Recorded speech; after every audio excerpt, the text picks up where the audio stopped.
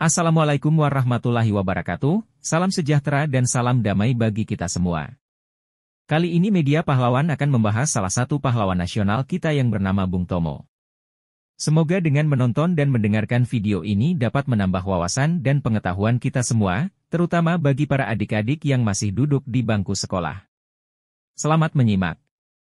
Dan jangan lupa klik tombol subscribe, like, share dan komennya. Terima kasih. Bung Tomo, orator ulung. Tidak banyak orang Indonesia yang mampu menggerakkan massa melalui pidato-pidatonya. Selain Soekarno yang terkenal dengan julukan penyambung lidah rakyat, terdapat tokoh muda Surabaya yang mampu menyeru rakyat untuk terus berjuang mempertahankan kemerdekaan Indonesia dengan iringan pekik khas menggelegar, Ya Allahu Akbar. Allahu Akbar. Allahu Akbar. Orator ulung itu bernama Sutomo. Orang-orang biasa memanggilnya Bung Tomo. Bung Tomo lahir di Kampung Blauran, Surabaya, pada 3 Oktober 1920. Ayahnya bernama Kartawan Cipto Wijoyo. Berbagai peran dan jabatan pernah disandang ayah Sutomo, diantaranya sebagai polisi di Kota Praja, pegawai pemerintahan, staf pribadi di sebuah perusahaan swasta, asisten di kantor pajak pemerintah, dan pegawai kecil di perusahaan ekspor-impor Belanda. Sang ayah pernah pula masuk organisasi politik dengan menjadi anggota Sarekat Islam sebelum pindah ke Surabaya. Ibu Sutomo berdarah campuran Jawa Tengah, Sunda, dan Madura. Sejak kecil, Sutomo telah menunjukkan ketegasan dan keberanian. La terbiasa berbicara terus terang, jujur, dan penuh semangat. La tidak suka berpangku tangan. Jika didapatinya hal-hal yang tidak atau kurang baik, ia akan bekerja keras untuk membenarkannya. Sutomo menempuh pendidikan mulo meski tidak sampai lulus. La lalu melakukan berbagai pekerjaan kecil-kecilan. Belakangan, ia menyelesaikan pendidikan HBS lewat korespondensi, meski tidak pernah lulus secara resmi. Sutomo bergabung dengan Gerakan Kepanduan Bangsa Indonesia. Gerakan kepramukaan ini mampu mengasah jiwa patriotismenya dan menumbuhkan sikap mandiri. Hal-hal yang didapatkannya dari situ merupakan pengganti yang baik bagi pendidikan formalnya. Ketika berumur 17 tahun, Sutomo berhasil menjadi orang kedua di Hindia Belanda yang mencapai peringkat Pandu Garuda. Sebelum pendudukan Jepang pada 1942, peringkat tersebut hanya dicapai 3 orang.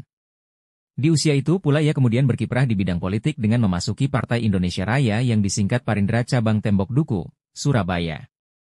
Bung Tomo ditunjuk menjadi sekretaris dalam organisasi politik tersebut. Dunia tulis-menulis juga dirambah Bung Tomo. Tulisan pertamanya muncul di Harian Umum, Surabaya. La terus berkiprah dalam dunia tulis-menulis hingga dikenal sebagai seorang jurnalis yang berhasil. Pada tahun 1944, ia terpilih menjadi anggota Gerakan Rakyat Baru yang disponsori Jepang. Sekalipun Indonesia telah menyatakan kemerdekaan, Belanda masih tetap berusaha memperpanjang penjajahan. Beberapa orang Belanda sengaja memancing kemarahan rakyat Surabaya dengan mengibarkan bendera merah putih biru di puncak Hotel Yamato pada 19 September 1945. Kemarahan rakyat Surabaya tersulut.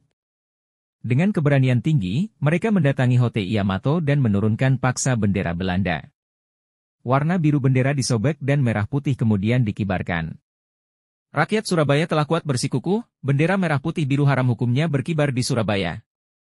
Perseteruan Indonesia dengan pasukan sekutu terus meruncing. Terlebih setelah Jenderal Malabi, Komandan Brigade 49 Divisi 23, tewas dalam insiden di Gedung Internatio Jembatan Merah.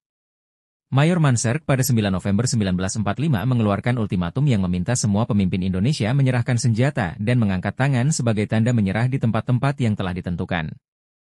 Batas waktu penyerahan itu tanggal 10 November 1945, jam 6 pagi.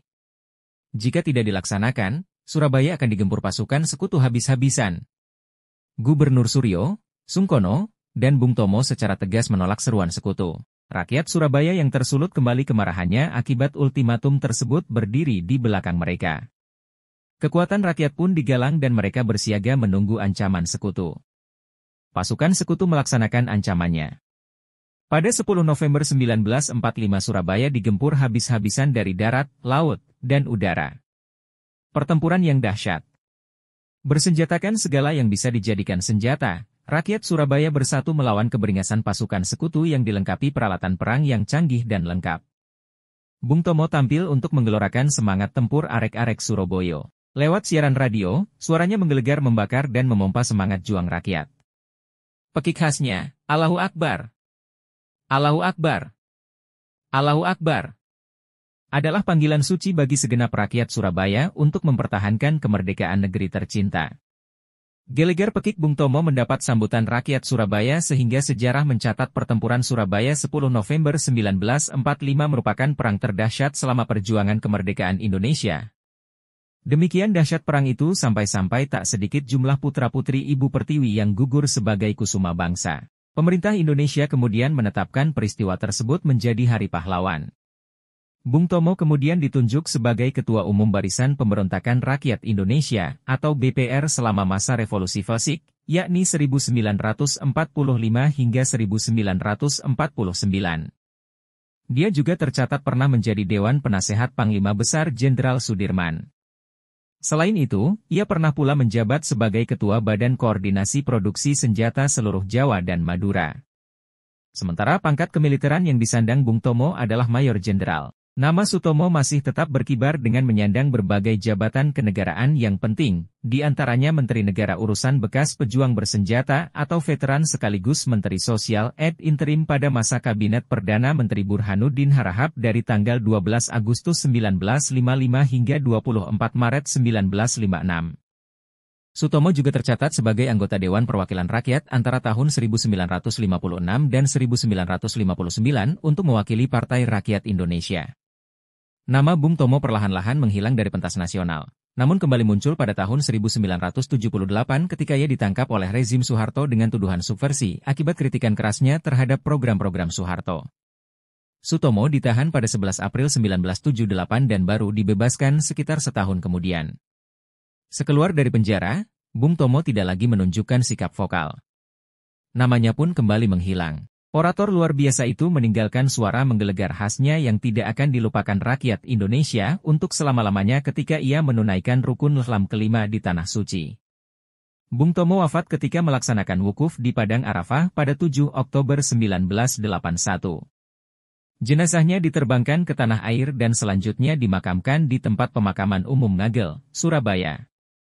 Atas jasa dan pengabdiannya, pemerintah Indonesia menganugerahkan gelar Pahlawan Nasional kepada Sutomo bertepatan pada peringatan Hari Pahlawan tanggal 10 November 2008.